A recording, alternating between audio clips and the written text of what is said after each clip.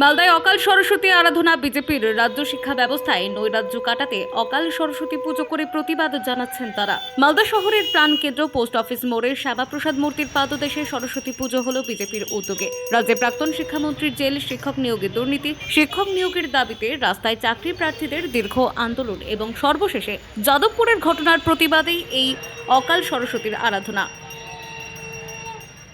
আপনারা দেখেছেন ইতিমধ্যেই যে পশ্চিমবঙ্গের প্রাক্তন শিক্ষামন্ত্রী তিনি জেলে আছেন বিভিন্ন কারণে। আপনারা দেখেছেন যে যারা চাকরি প্রার্থী মানে শিক্ষক শিক্ষিকা হবেন তারা রাস্তায় দীর্ঘদিন ধরে বসে তাদের ন্যায্য দাবিতে আন্দোলন করছেন।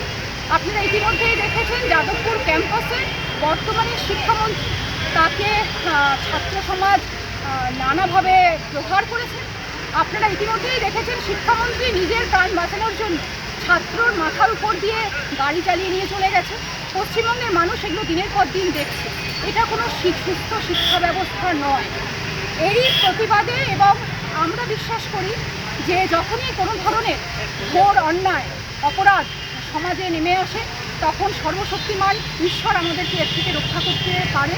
ঠিক যেভাবে শ্রীরামচন্দ্র রাবণ বধের সময় অকাল মা দুর্গার পুজো করেছিলেন, সেভাবেই পশ্চিমবঙ্গের শিক্ষা ব্যবস্থাকে আমরা সুস্থ শিক্ষা ব্যবস্থা প্রতিষ্ঠা করার এই দাবি নিয়ে আজ মা সরস্বতীর কাছে আশীর্বাদ চাওয়ার জন্য আমরা আমাদের